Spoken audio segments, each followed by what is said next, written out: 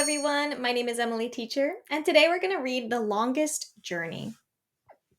An old adage states that the longest journey begins with a single step. If the journey is along the length of the 2,144-mile Appalachian National Scenic Trail, that step will be followed by approximately 5 million more. The trail stretches primarily along the crest of the Appalachian Mountains from Springer Mountain, Georgia, to Mount Katahdin, Maine. Known as the longest footpath in the world, it meanders through 14 states along the Atlantic seaboard. Virtually all the land over which the trail passes is owned by the National Park Service. The trail itself, however, is privately managed by 31 Appalachian Trail Clubs. These clubs, whose members are all volunteers, are punctilious about maintaining the trail and its markers. They also provide the Spartan shelters located a day's hike apart along its length. So we're talking about the Appalachian Scenic Trail. So it's along the crest of the Appalachian Mountains from Springer Mountain to Mount Katahdin, and it is the longest footpath in the world, so the longest walking path in the world. It goes through 14 states along the Atlantic seaboard. And the trail itself, the land is owned by the National Park Service, but is not maintained by the Park Service. It's maintained by all volunteers of these 31 trail clubs for the Appalachian Trail. They maintain the trail very well, and they have these Spartan shelters. So you would have to go a full day apart to be able to stay at each of these shelters along the way. Not an easy task. Several million people walk a part of the Appalachian Trail each year. 100 or so travel its entire length. It takes them up to half a year to do so. These thru hikers include people from all walks of life. They range in age from teenagers to people in their 70s or older. A retired admiral, a couple on a 6-month honeymoon walk, and a veteran hiker who has traveled the trail half a dozen times may find themselves bedding down in the same shelter at the end of the day to recuperate from 6 or 8 hours of strenuous walking. As the sun goes down, hikers enjoy the camaraderie that develops among those enjoying a common experience. They can rub their sore feet, share their food, and they carry in their backpacks, and regale each other with stories of the day's adventures. So to do the whole trail would take about 6 months, half a year. So people from all different parts of their lives, young, old, single people, couples, so many different people walk at least a part of the trail each year, but about 100 do the whole trail every year. And after walking 6 to 8 hours, they make a camp, or they find a camp. They would talk with each other, sharing their experience, sharing their stories, and their food together.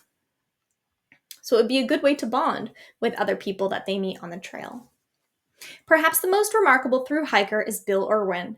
Irwin's 8-month adventure began when he set off from Springer Mountain in the early spring of 1990. It ended when he reached Mount Katahdin on November 22nd. Because his trip took longer than most, he had to contend with ghastly weather conditions toward the end. Such conditions include 100-mile-per-hour wind gusts and a blizzard that dumped 2 feet of snow on the trail. The reason his hike was so long and slow is that Irwin is a blind person. He was accompanied only by Orient, his service dog. In a wry allusion, Irwin referred to himself and his companion as the Orient Express. So a play on words there, the Orient Express, from the famous book, The Orient Express. So this Bill Irwin's trek took over 8 months, which means as he was getting into winter, the weather was really difficult and really dangerous. And it took so long, amazingly, because the only two that were on this trail at the time, right, it was Irwin, who was a blind person, and his service dog, who helped him to get around. The trail's rustic charm is one of its main attractions. Although Irwin was unable to enjoy the splendid mountain views it affords, his other senses are so highly developed that through listening, feeling, and smelling, he believes he missed very little. He couldn't see the white 2 by 6 inch markers painted on trees and rocks that identified the trail, but he was never in danger of getting lost.